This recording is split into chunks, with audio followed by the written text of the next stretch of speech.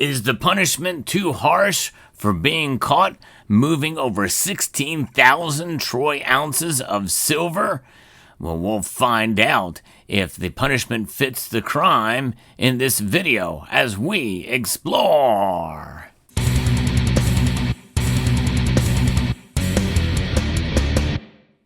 This is a highly unusual story. The fact that they are landing in the nation's most secure prison, I believe, tells us there's something more to this story than what's being told to us by the Daily Mail. 2 Britons are being held in one of the most secure prisons in Norway, accused of money laundering after they were hired to move over 1.5 million pounds, and that's pound sterling, of silver coins across Oslo, Norway. Now, that equates to about $2 million worth of silver being moved, and it's a very interesting story.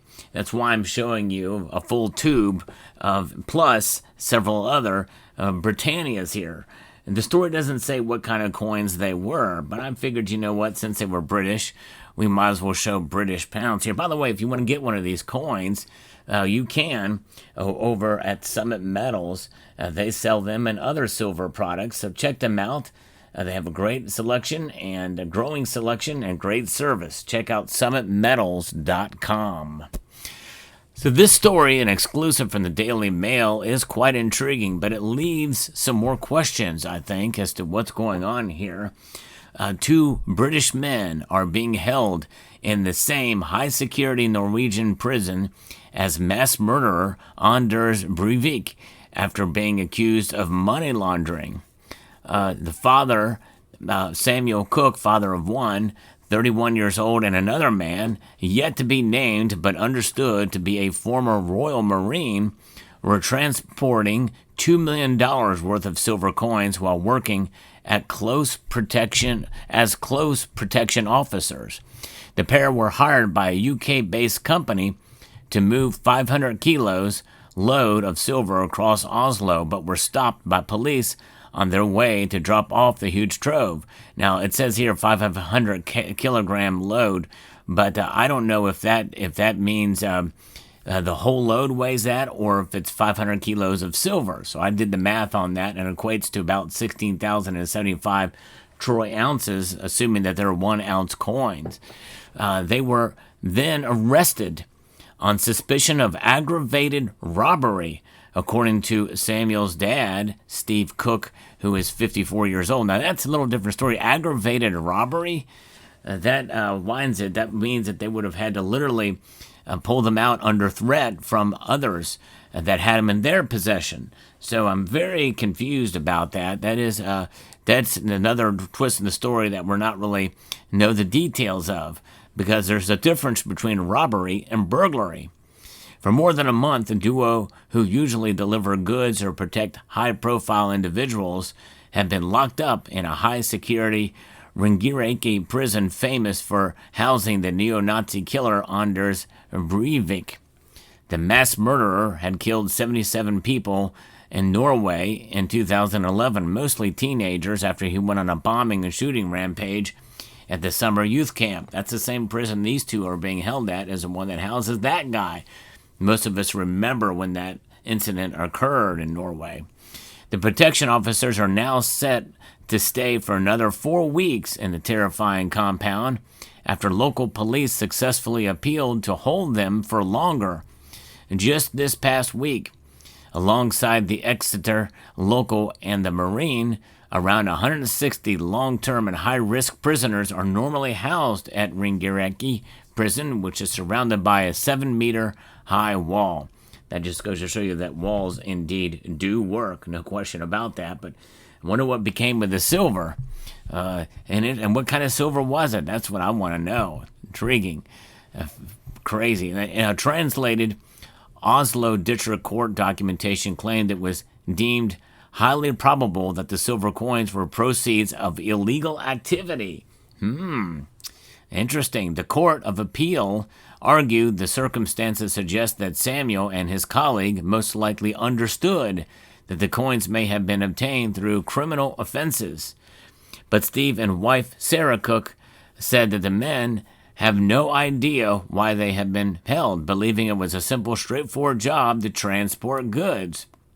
Now, the thing is, if they're transporting the goods, they can't be, and they were just loaded up on the truck.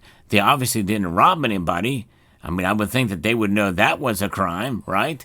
So maybe the coins were originally obtained through a robbery and then sent to them to transport to Oslo. The article does not really clarify that. The distraught parents added that Samuel, who is a registered disabled due to having bipolar disorder, ADHD, and depression, has no criminal record and would not knowingly commit a crime. As far as Samuel and his co-worker were concerned, it was all legal and above board, the terrified father said, which means that they likely did not commit a robbery themselves. The role is to do secure deliveries and escorting people, but you don't really know your mission until you arrive. Well, that alone raises a red flag, does it not? If you don't know your mission until it arrives, that does kind of make you wonder about what the details of this operation were. The role was secured, and they were hired as couriers, essentially, in good faith. We don't think that they've been charged, but it's been a month and they haven't been released. So there's no charges that have been publicly announced there, but they have been arrested and put in prison without due process. That's interesting. Apparently, they were first arrested for aggravated burglary. Interesting. Okay, they were getting 250 pounds a day for 3 days. Who would risk prison for 750 quid? Samuel's solicitor, Odd Martin Hilleland, confirmed his client has been charged with negligent money laundering and was further detained because Oslo District Court felt there was reasonable ground for suspicion.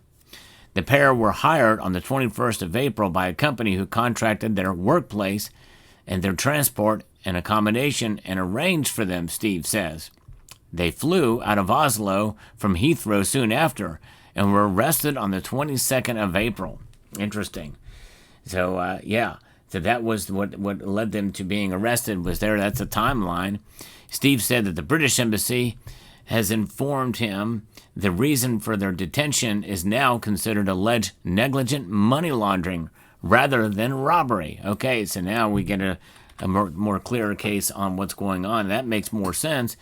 It is understood the two men were not known to each other before taking on the assignment.